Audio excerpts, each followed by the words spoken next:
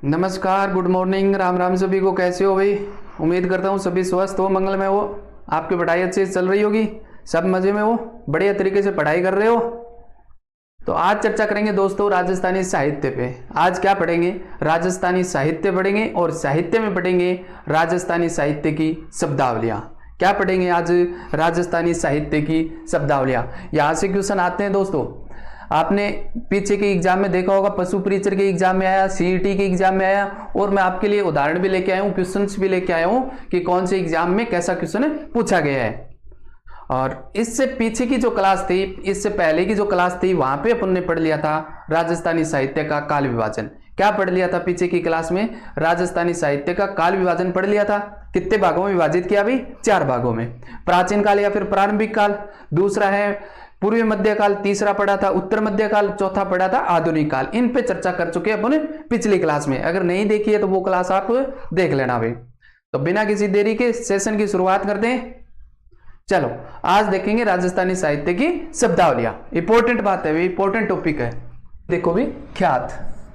सबसे पहले तो देखो कि ख्यात किसे कहते हैं, ख्यात के अंदर किन की जानकारी हमें प्राप्त होती है, ख्यात का नामकरण कैसे रखा जाता है, कौन सी भाषा का शब्द है। इन सारी बातों पे चर्चा करेंगे जो अपने एग्जाम के दृष्टिकोण से इंपॉर्टेंट है। वे सबसे पहले तो ये देखो कि ख्यात किसे कहते हैं, ख्यात के अंदर कौन सी जानकारी हमें प्राप्त होती है। देखो भी, राजाओं द्वारा अपने सम्मान में, सफलता में, विशेष कार्यों के लिए लिखवाया गया विस्तृत इतिहास ही क्या कहलाता है दोस्तों? ख्यात कहलाती है। क्या कहलाता है? ख्यात कहलाती है। देखो, राजाओं द्वारा अपने सम्मान में, सफलता में, विशेष कार्यों के लिए लिखवाया गया विस्तृत इतिहास क्या है? विस्तृत इतिहास।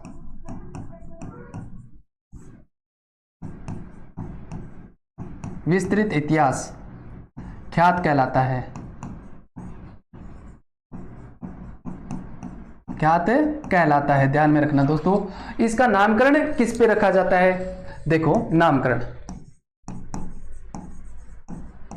नामकरण इसका नाम किस किस पे हो सकता है? नंबर 1, राजवंश पे हो सकता है दोस्तों। किस पे हो सकता है? राजवंश पे।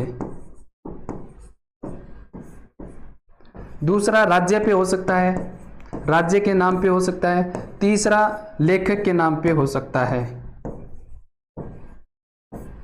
लेखक के नाम पे हो सकता है, ध्यान में रखना। और ये कौन सी भाषा का शब्द है? ख्यात कौन सी भाषा का शब्द है? तो भाषा की बात करें तो दोस्तों हो जाएगा संस्कृत। कौन सी हो जाएगा? संस्कृत। उदाहरण की बात करूं तो ख्यात के कौन से उदाहरण हैं? तो जोधपुरी ख्यात, मुंडियारी ख्यात, दयालदासरी ख्यात, बांकीदासरी ख्यात, मुणोत नैणसीरी ख्यात। ख्यातों के ऊपर एक अलग से क्लास लेंगे अपन, अच्छे से पढ़ेंगे, ढंग से पढ़ेंगे भी। देखो उदाहरण, देखो मुणोत नैणसीरी ख्यात किसके द्वारा रचित है? मुणोत नैणसी द्वारा। मुणोत नैणसी द्वारा।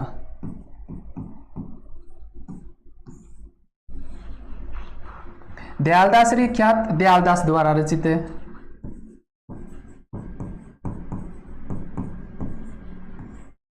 मुंडियारी ख्यात की रचना किसके द्वारा की जाती है? किसके द्वारा लिखी जाती है? भी चैनदास बारठ द्वारा। चैनदास बारठ द्वारा, ध्यान में रखना भी। मुंडियारी ख्यात किसके द्वारा लिखी जाती है? चैनदास बारठ द्वारा। दयालदासरी ख्यात दयालदास सिंडाइस द्वारा, दयालदास सिंडाइस द्वारा।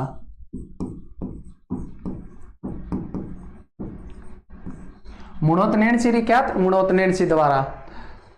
आगे देखो भी, 2 नंबर। दूसरी शब्दावली देखो भी दोस्तों, पर्ची। पर्ची किसे कहते हैं? सीईटी के एग्जाम में क्वेश्चन आया था। पर्ची किसे कहते हैं? संत महात्माओं द्वारा रचित रचना या फिर उसका जीवन परिचय क्या कहलाती है? पर्ची कहलाती है। संत महात्माओं द्वारा रचित रचनाएं या जीवन परिचय क्या कहलाती है? पर्ची कहलाती है। उदाहरण के तौर पे देखें तो रैदासरी पर्ची, मीरारी पर्ची, कबीररी पर्ची, ये सारी की सारी क्या है भी? पर्ची के उदाहरण है। सीधा अपने से यही पूछता है स्टेटमेंट देकर के कि संत महात्माओं द्वारा रचित रचनाएं क्या कहलाती है, तो अपना आंसर क्या होना चाहिए? पर्ची। आगे देखो, 3 नंबर शब्दावली है दोस्तों, वात। तीसरी शब्दावली है वात या फिर बात। कौन सी हो जाएगी दोस्तों? बात। इसका अर्थ क्या है? कहानी। क्या है दोस्तों? कहानी। एक कहानी कहने वाला होगा, दूसरा सुनने वाला होगा। एक कहानी कहने वाला होगा, दूसरा सुनने वाला होगा। जी हाँ, थे रात ने 2-2 3-3 बजे तक लगे रहो हूर हार हम्बे, जब थे बोलो जब थारो बाबू सुने और बाबू बोले जब थे सुनो ने, वही ये कहानी है। ये क्या है? ऐतिहासिक या पौराणिक पात्र की कहानियां होती है। क्या होती है दोस्तों? ऐतिहासिक या पौराणिक पात्र की कहानियां होती है। वाद में धर्म युद्ध, दर्शन, मनोरंजन की कहानियों पर प्रकाश डाला जाता है, जैसे किसी व्यक्ति, जाति, प्रसंग का संक्षिप्त इतिहास होता है। क्या होता है? किसी व्यक्ति, जाति, प्रसंग का संक्षिप्त इतिहास होता है। किसमें होता है? वाद के अंदर। उदाहरण के तौर पे देखें तो पाबूजी री वात, वीरमदेव सोनगरा री वात, उमादेव भटियाणी री वात। इसका लेखन कार्य किनके द्वारा किया जाता है वो देख लेते हैं। सीधा ये भी पूछ लेता है ना एग्जाम में, पाबूजी री वात की रचना किसके द्वारा की जाती है, उमादेव भटियाणी री रचना किसके द्वारा की जाती है, या वीरमदेव सोनगरा री वात की रचना किसके द्वारा की जाती है। तो ये देख लेते हैं अभी। पाबूजी री वात की रचना की जाती है लक्ष्मी कुमारी चुड़ावत द्वारा। लक्ष्मी कुमारी चुंडावत द्वारा रची जाती है। वीरमदेव सोनगरा री वात किसके द्वारा लिखी जाती है? पद्मनाभ द्वारा।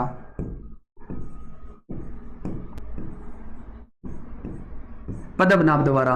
उमादेव भटियाणी री वात किसके द्वारा लिखी जाती है? किसके द्वारा रचना रची जाती है? ये रची जाती है भी आसानंद द्वारा। किसके द्वारा दोस्तों? आसानंद द्वारा। अपने को सीधा सा यही पूछेगा, धर्म युद्ध, दर्शन, मनोरंजन की कहानियों पर डालने वाला प्रकाश कहलाता है। तो अपना आंसर क्या होगा? वात होगा भी, ध्यान में रख लेना। आगे देखो 4 नंबर शब्दावली कौन सी है। चौथी शब्दावली है वचनिका। कौन सी है दोस्तों? वचनिका। वचनिका में वर्णन किसका मिलता है? तो राजाओं की उपलब्धियों का वर्णन मिलता है। किसका वर्णन मिलता है दोस्तों? राजाओं की उपलब्धियों का वर्णन मिलता है। उदाहरण के तौर पे देखें तो अंचलदास खींचीरी वचनिका और राठौड़ महेश दासोत्री वचनिका। अंचलदास खींचीरी वचनिका किसके द्वारा लिखी जाती है और राठौड़ महेश दासोत्री वचनिका किसके द्वारा लिखी जाती है? सीधा अपने से पूछ लेते हैं अभी कई बार एग्जाम में कि अंचलदास खींचीरी वचनिका किसके द्वारा लिखी जाती है। तो देखो शिवदास गाडण द्वारा। शिवदास गाडण द्वारा अंचलदास री खींची वचनिका लिखी जाती है और राठौड़ महेश दासोत्री वचनिका किसके द्वारा लिखी जाती है? तो ये लिखी जाती है खिड़िया जग्गा द्वारा। खिड़िया जग्गा द्वारा, ध्यान में रखना भाई। आगे देखो 5 नंबर। 5वीं शब्दावली है दोस्तों दवावेत। कौन सी है? दवावेत। इसमें किनका वर्णन मिलता है? तो राजा का गुणगान किया जाता है। युद्ध, आखेट, नख से लेकर के सिख तक का वर्णन किया जाता है। देखो राजा कथा में राजा का गुणगान किया जाता है, युद्ध का, आखेट का, नख से लेकर के सिख तक का वर्णन किया जाता है। किसमें? दवावेत में। उदाहरण के तौर पे देखें तो राजा जय सिंह री दवावेत, महाराजा जवान सिंह री दवावेत और अकमाल देवड़ा री दवावेत। और ये दवावेत है, ये कौन सी भाषा के शब्दों से बना हुआ है? तो उर्दू है फारसी से। उर्दू प्लस फारसी भाषा से बना हुआ है भैया, ध्यान में रख लेना। 6ठी शब्दावली देखो भी, विगत। 6ठी शब्दावली है दोस्तों विगत। उम्मीद करता हूं कि आपको सेशन अच्छा लग रहा होगा। तो एक बार आप सभी अपने दोस्तों के साथ में शेयर कर दो और जो विजन क्लासेस के यूट्यूब चैनल पे पहली बार आए तो चैनल को सब्सक्राइब कर लोगे। और ये आज की जो क्लास की पीडीएफ है ये आपको मिल जाएगी टेलीग्राम पे। टेलीग्राम का लिंक मिल जाएगा वीडियो के डिस्क्रिप्शन में। अब देखो भाई विगत। विगत में किनका विवरण मिलता है? तो राजा के परिवार, राजनीतिक, सामाजिक, व्यक्तित्व का वर्णन मिलता है। किसमें मिलता है भी? विगत के अंदर। देखो राजा के परिवार, राजनीतिक, सामाजिक, व्यक्तित्व का वर्णन किसमें मिलता है? विगत के अंदर। उदाहरण की बात करें तो मारवाड़ रा परगनारी विगत और गामा रा पट्टारी विगत। ये है गामा रा पट्टा री विगत है अभी दोस्तों। गामारा पट्टारी विगत। ये किनके द्वारा रचित रचनाएं है? ये भी अपने को एग्जाम में क्वेश्चन पूछ लेता है सीधा कि मारवाड़ परगनारी विगत किसके द्वारा रची गई है? तो किसके द्वारा रची गई है? मुणोते नीणसी द्वारा।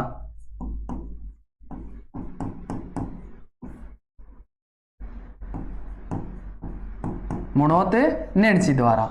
और गामारा पट्टारी विगत किसके द्वारा लिखी रची गई है? दयालदास द्वारा। किसके द्वारा? दयालदास द्वारा। दयालदास द्वारा, ध्यान में रखना भी। आगे देखो 7 नंबर प्रकाश। आगे देखो भी प्रकाश। प्रकाश से हमें किन किन बातों की जानकारी मिलती है? तो किसी राजा या व्यक्ति विशेष घटनाओं पर या उपलब्धियों पर डालने वाला प्रकाश ही क्या कहलाता है दोस्तों? प्रकाश कहलाता है। देखो, किसी राजा या व्यक्ति विशेष घटनाओं पर प्रकाश डालने की उपलब्धियों पर प्रकाश डालने वाला ग्रंथ क्या कहलाता है? प्रकाश कहलाता है। प्रकाश कहलाता है, कहलाता है। या फिर यहां पे चेंज कर लेना थोड़ा, इसकी जगह कर देना या। किसी राजा या व्यक्ति विशेष या घटनाओं पर या उपलब्धियों पर प्रकाश डालने वाला ग्रंथ क्या कहलाता है? प्रकाश कहलाता है। उदाहरण देखो, सूरज प्रकाश, पाबू प्रकाश, उदय प्रकाश, राज प्रकाश, सहज प्रकाश। अपने को एग्जाम में सीधा पूछ लेता है कि सूरज प्रकाश किसकी रचना है, पाबू प्रकाश किसकी रचना है, सहज प्रकाश किसकी रचना है। तो देखो भाई, सूरज प्रकाश किसकी रचना है? कर्णिदान की। किसकी रचना है दोस्तों? कर्णिदान की। कर्णिदान की। पाबू प्रकाश किसकी रचना है दोस्तों? आसिया मूर्जी की। आसिया मूर्जी। उदय प्रकाश किसकी रचना है? कृष्णा सिंडाइज की।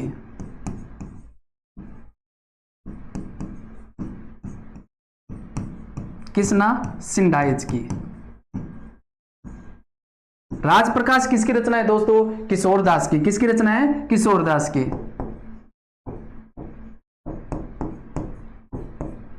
किशोरदास की।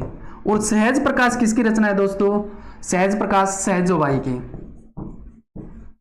सहजोबाई की। कुछ याद आ रहा है? चरणदास की शिष्या सहजोबाई दयाबाई, तो यही है वो सहजोबाई, जिसकी रचना कौन सी है? सहज प्रकाश। ध्यान में रखना, सूरज प्रकाश किसकी रचना है? भी कर्णिदान की। पाबू प्रकाश किसकी रचना है? आसिया मोर्जी की। उदय प्रकाश किसकी रचना है? कृष्णा सिंडाइज की। राज प्रकाश किसकी रचना है? किशोरदास की। और सहज प्रकाश किसकी रचना है दोस्तों? सहजोबाई की। आगे देखो भी, देखो भी रासो। रासो 8 नंबर शब्दावली है रासो। मोतीलाल मेनारिया के अनुसार देखें तो राजा के युद्धों के बारे में, वीरता के बारे में, विजय के बारे में, कीर्ति के बारे में वर्णन मिलता है, वो क्या कहलाती है? रासो कहलाती है। देखो भी, जिन काव्य रचना में राजा के युद्धों के बारे में, विजय, कीर्ति, वीरता के बारे में वर्णन मिलता है, वो क्या कहलाती है दोस्तों? रासो कहलाती है। किसके अनुसार है? मोतीलाल मेनारिया के अनुसार है। मोतीलाल मेनारिया के अनुसार। मोतीलाल मेनारिया के अनुसार। उदाहरण देखो भाई, हमीर रासो, संगत रासो, खुमान रासो, छत्रपति रासो, पृथ्वीराज रासो, राणा रासो, ये सारे के सारे क्या है भी? रासो। इसके रचनाकार कौन है? अपने एग्जाम में सीधा पूछ लेता है कि हमीर रासो की रचना कौन करता है, खुमान रासो की रचना किसके द्वारा की जाती है, पृथ्वीराज रासो की रचना किसके द्वारा की जाती है। तो ये एक बार देख लेते हैं। हमीर रासो की रचना कौन करता है? सारंगधर या फिर जोधराज, जो भी अपने को ऑप्शन में मिले। जोधराज, दोनों एक साथ कभी नहीं मिलेंगे। संगत रासो की रचना कौन करता है? गिरधर आसिया। गिरधर आसिया। खुमान रासो की रचना कौन करता है दोस्तों? दलपत विजय। दलपत विजय। राणा रासो की रचना किसके द्वारा की जाती है? दयालदास द्वारा। किसके द्वारा? दयालदास द्वारा।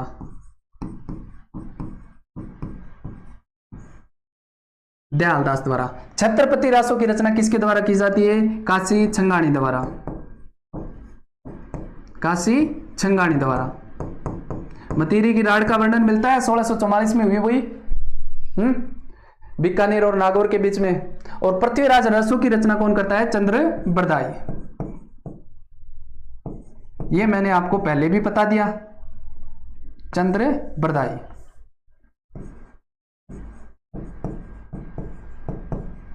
चंद्र बदाई द्वारा। पूरा कौन करता है इसको? जलन भाई। अमीर रासों की रचना कौन करता है? सारंगधर या जोधराज। संगत रासों की रचना कौन करता है? गिरिधर आसिया। कुमार रासों की रचना कौन करता है दोस्तों? दलपत विजय। राणा रासों की रचना कौन करता है? दयालदास। छत्रपति रासों की रचना कौन करता है? काशी छंगाणी। और पृथ्वीराज रासों की रचना कौन करता है? चंद्र बरदाई। आगे देखो रासो, उदाहरण और भी दिए हुए। विजयपाल रासो, रासो विजयपाल रासो की रचना कौन करता है? कवि नल। कौन करता है भी? कवि नल। बिसलदेव रासो की रचना कौन करता है? नरपति नाल। बिसलदेव रासो की रचना कौन करता है? नरपति नाल। शत्रुसाल रासो की रचना कौन करता है भी? डूंगर सिंह। कौन करता है? डूंगर सिंह। सती रासो की रचना कौन करता है? सूर्यमल मिश्रण। और जमान रासो की रचना कौन करता है? सीताराम रत्नो। ध्यान में रख लेना भाई। आगे देखो वेली, 9 नंबर शब्दावली है दोस्तों वेली। इसके अंदर किनका उल्लेख मिलता है? तो राजाओं और सामंतों का उल्लेख मिलता है। किनका उल्लेख मिलता है? राजाओं और सामंतों का उल्लेख मिलता है। वेली का अर्थ देखो भी, वेली का अर्थ क्या होता है? वेली का अर्थ होता है बेल या फिर लता। बेल या लता। राजाओं और सामंतों का उल्लेख मिलता है। जैसे की बात करें तो जैसे कौन सा उल्लेख मिलता है वो देखो, इतिहास मिलेगा, उदारता मिलेगी,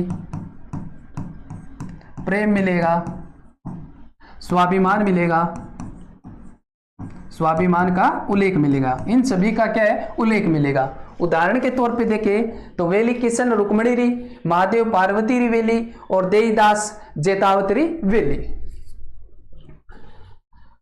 इनके देख लेते भी रचनाकार कौन कौन है। थोड़ा बोरिंग टॉपिक है लेकिन पढ़ना पड़ेगा आपको। 2 बार देख लेना, याद हो जाएगा। 3 बार देख लेना, लेकिन यहां से क्वेश्चन 2 या 3 आते हैं, अच्छे से पक्के कर लो। ये तो सीधी सी बात ये है, 2-3 क्वेश्चन आते हैं, 2-3 नंबर पक्के कर लो। एक बार नहीं समझ में आए तो 2 बार देख लेना। आगे देखो वेली किशनरी रुक्मणी री, ये कौन सी भाषा की रचना है? डिंगल भाषा की रचना है। पृथ्वीराज राठौड़ द्वारा रचित रचना है। पिथल, पृथ्वीराज राठौड़ को क्या कहते हैं? पिथल कहते हैं। किसने कहा? एलपी तेसीतोरी ने कहा।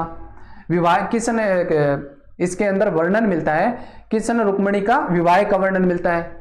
दुसारडा ने 5वां वेद 19वां पुराण कहा है इसको। तो ये वेली किशनरी रुक्मणी है ना, इसको आगे अपने विस्तार से देखने वाले भी। देखो इसकी रचना किसके द्वारा की जाती है? पृथ्वीराज राठौड़ द्वारा। किसके द्वारा रचना की जाती है दोस्तों? पृथ्वीराज राठौड़ द्वारा।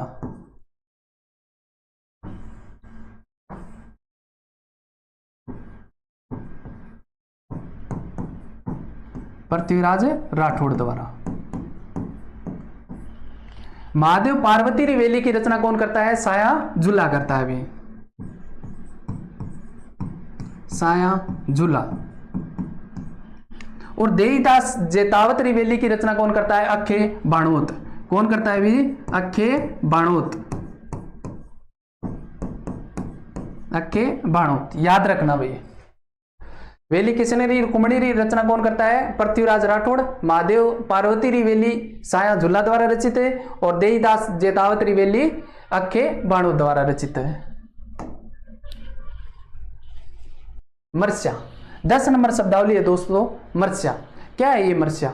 किसी व्यक्ति विशेष की मृत्यु के बाद में शोक व्यक्त करने के लिए जो रची जाती है रचनाएं, जो रची गई रचनाएं क्या कहलाती है? मर्स्या कहलाती है। देखो किसी व्यक्ति विशेष की मृत्यु के बाद शोक व्यक्त करने के लिए की गई रचना क्या कहलाती है? मर्स्या कहलाती है। उदाहरण के तौर पे देखें तो रानी जगपत्रा मर्स्या और कल्ला राय मल्होत्रा मर्स्या। ये राणी जगपत्रा मर्स्य है ना, ये किसका मर्स्य है भी? महाराणा जगत सिंह का मर्स्य है। महाराणा जगत सिंह का है। जगत सिंह का, उदयपुर के शासक थे। कहां के? उदयपुर के। एक नोट लगा के लिखना है यहाँ पे कि मैंने यहाँ पे बताया कि मरने के बाद में, मृत्यु के बाद में रचना रची जाती है, वो क्या कहलाती है? मर्स्या। लेकिन नोट लगा करके लिख लेना जीवित मर्स्या। क्या है भी? कल्ला राय मल्होत्रा मर्स्य है, ये जीवित मर्स्य है। मरने से पहले अपना मर्स्य लिखवा लिया, जीवित मर्स्या। मरने से पहले भी लिखवा लिया। इसकी रचना कौन करता है भी? रचना करता है पृथ्वीराज राठौड़। पृथ्वीराज राठौड़ करता है भी।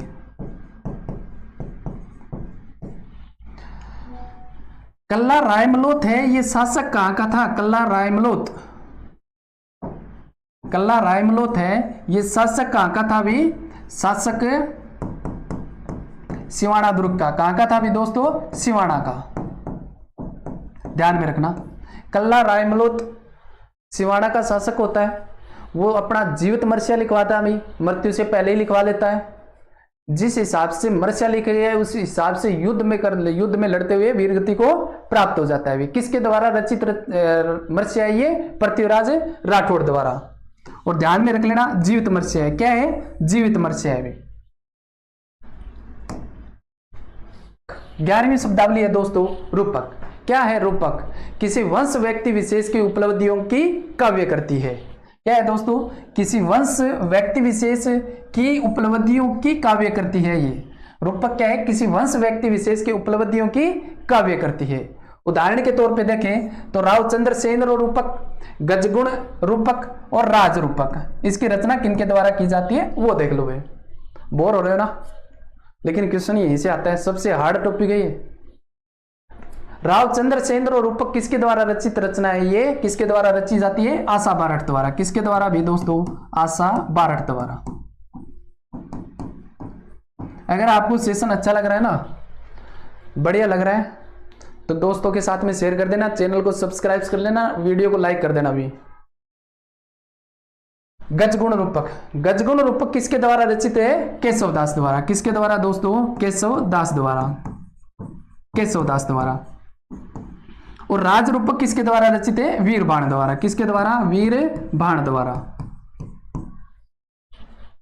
राज रूपक किसके द्वारा रचित है? वीरबाण द्वारा। आगे देखो भाई 12 नंबर, दुहा। 12वीं शब्दावली है दोस्तों, दुहा। दै से दुहा, दै से दोहा, दै से दानी। राजस्थान के या दानी पुरुष या वीर पुरुषों से संबंधित लिखे गए दोहे क्या कहलाते हैं? दोहाई कहलाते हैं भी। राजस्थान में दानी पुरुष, वीर पुरुषों से संबंधित दोहे क्या कहलाते हैं? दुहा। जैसे साहस, धैर्य, त्याग, दानशीलता का वर्णन मिलता है। उदाहरण के तौर पे देखें तो डोला मारूरा दुहा, दादू दयालरा दुहा, राव अमर सिंह रा दुहा। देखो भाई डोला मारूरा दुहा कौन लिखता है? कवि कलोल,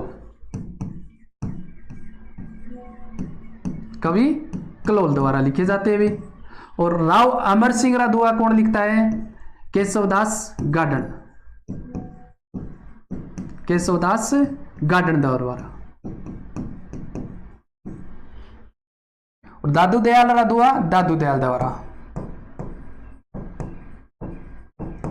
दादू दयाल द्वारा लिखे जाते हैं भी। ध्यान में रखना आप। डोला मारूरा दोहा की रचना कौन करता है? कवि कलोल। राव अमर सिंह रा दोहा की रचना कौन करता है? केशवदास गार्डन।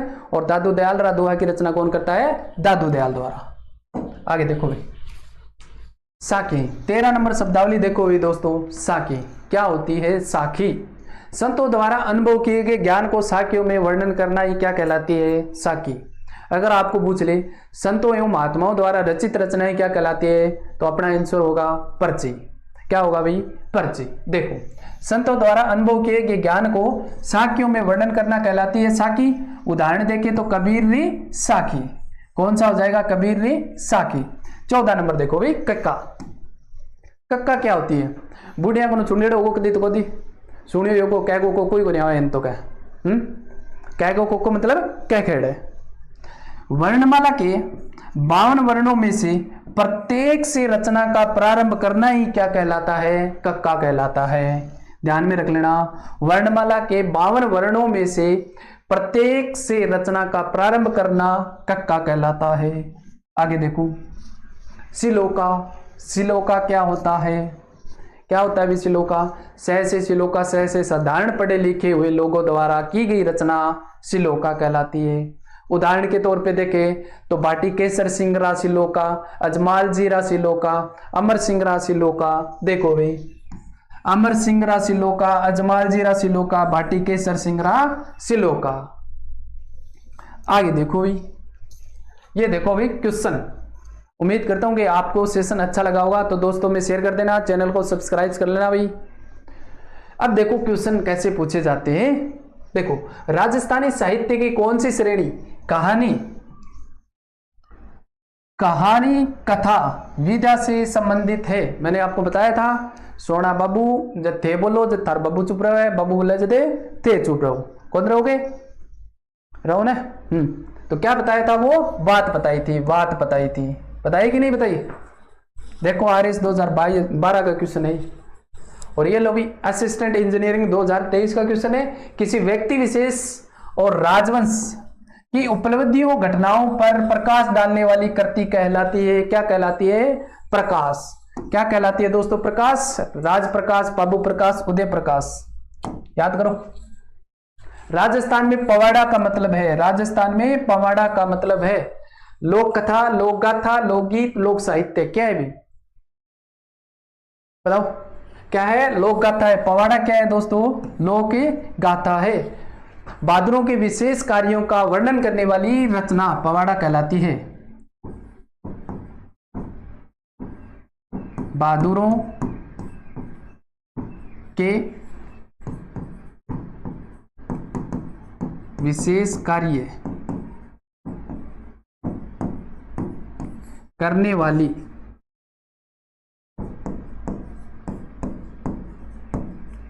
रचना पवाड़ा कहलाती है।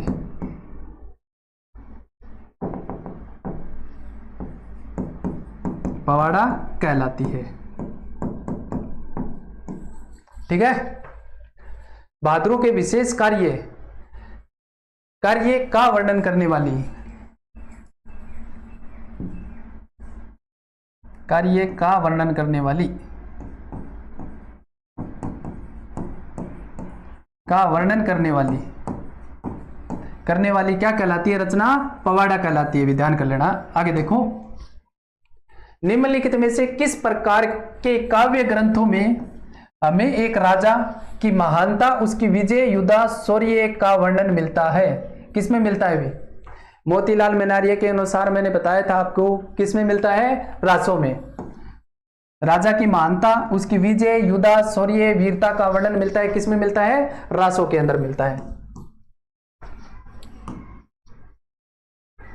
ये अपना टेलीग्राम चैनल है भी, क्या है, टेलीग्राम चैनल है ये, विजन क्लासेस 772। क्या है भी, विजन क्लासेस 772 के नाम से ज्वाइन कर लेना, वहां पे पीडीएफ मिल जाएगी। थैंक यू, मिलते हैं एक नई वीडियो के साथ में।